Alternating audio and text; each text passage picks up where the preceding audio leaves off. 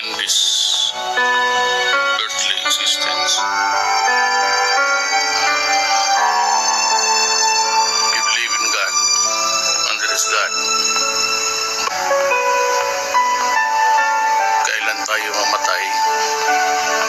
Hanggang kailan tayo mabuhay sa mundong ito? Saan, paano?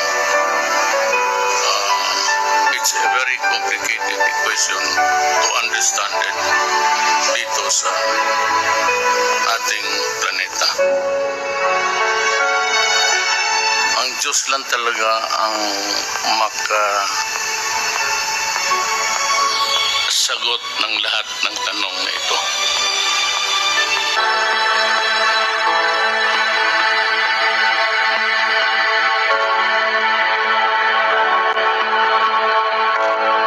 Nagpapasalamat po ako sa inyo sa pagpunta ninyo dito sa Benguet.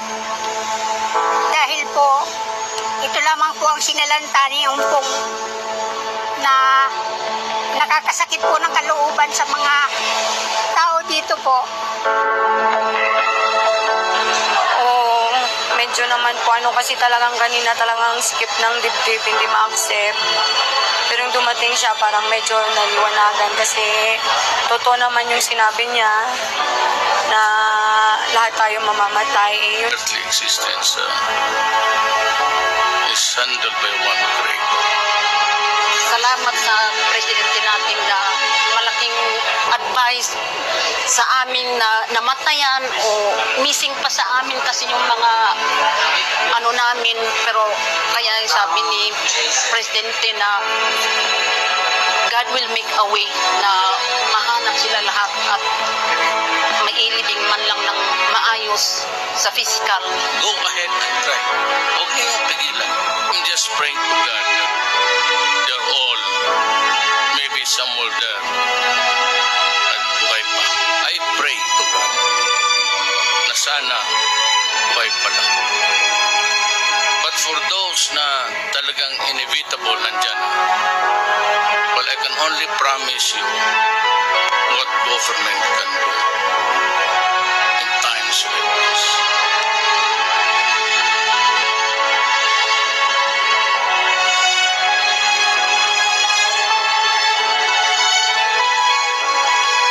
So pag na-accept ninyo yung sinabi ko, my quote from the Bible, then alam ko na kaya na ninyo dalhin ang problema. Do not worry. Everybody will go. It's a matter of time. You may grieve. Go ahead. Cry. Because that is a part of the emotion when you live a life on this earth.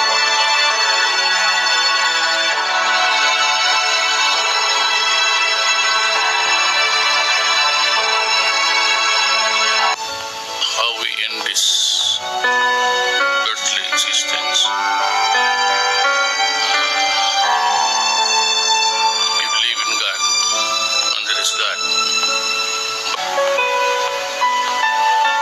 Kailan tayo mamatay? Hanggang kailan tayo mabuhay sa mundong ito?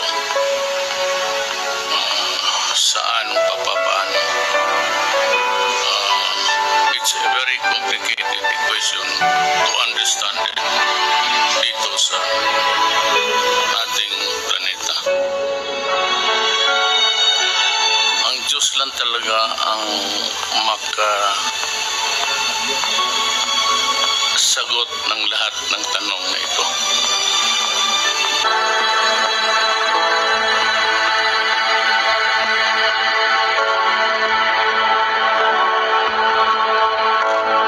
Nagpapasalamat po ako sa inyo sa pagpunta ninyo dito sa Benguet. Dahil po, ito lamang po ang sinalanta ni Umpong na nakakasakit po ng kalooban sa mga tao dito po. Medyo naman po kasi talagang kanina talagang skip ng dibdib, hindi ma-accept. Pero yung dumating siya, parang medyo naliwanagan kasi totoo naman yung sinabi niya na lahat tayo mamamatay. Earthly existence is handled by one